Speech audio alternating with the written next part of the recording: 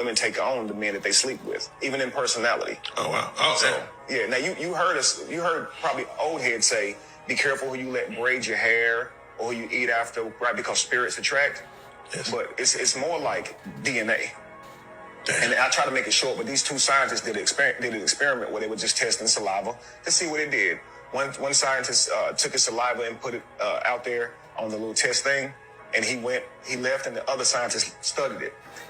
The scientist went on a plane flight to somewhere, and the scientist who was observing the saliva, he noticed different interactions in the saliva at certain times. He documented those times. When he met back up with the other scientist, he mentioned to him the times that his saliva made distinct changes. And the guy had, he wrote down whenever he was upset, if he felt any type of emotion and why. And it lined up with the time frame that he kept. So he was about to miss his flight, and his saliva reacted to that, even though it wasn't in his mouth, man. Wow. So just imagine, that's saliva that you just spit out. And that dies after about, I think it was like 14 or 15 hours, it dies.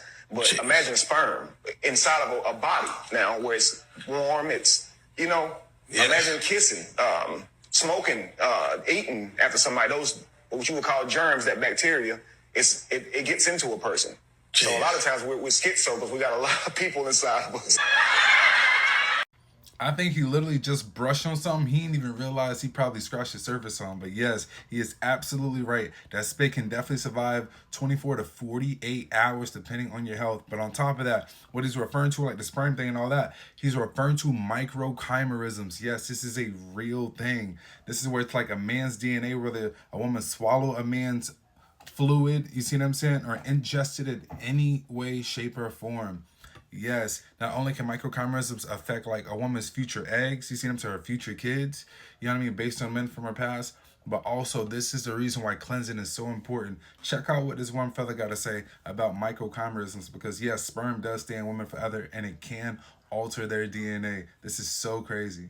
Agenda. White hat bias is another version of the same thing. They cherry pick the data to get the conclusion that they want, and there's an epidemic of fake research being published in real scientific journals. Look up the name Bernhard Sable for more on that. Microchimerism, for example, when women have male DNA present in their body. Experts say that it only happens when a woman has been pregnant with a male child, but the majority of the research does not include women that have never been pregnant. That's an example of white hat bias. When these women have been studied, guess what? Male DNA is still found. Microchimerism is real, and women do retain the DNA of all the men they have slept with if the man didn't pull out or use a condom. That doesn't feel good to women, since most women have been promiscuous somewhere in their life. And it doesn't feel good to the men that wind up having children with them, since they don't want to face the fact that their kids actually possess traits from her previous sexual partners. That's called telegony. It's real.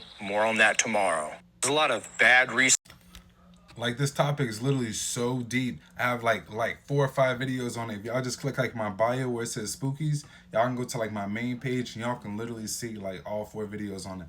I'll talk about like where women start to act and think like the men that they're sleeping with.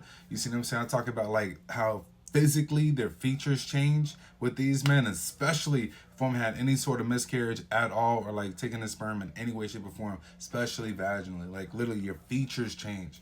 And then we talk about attitude, you see what I'm saying? Your future kids, to where like a man's like sperm can literally not fertilize, but coat a woman's future eggs. This is that deep, influencing the behaviors and also the attributes of her now man's future generation. It is that deep. So if you want to know more about that, then definitely click that link in my bio. But let me know what y'all think about this topic right now, because it's juicy, it's hot, and it's crazy.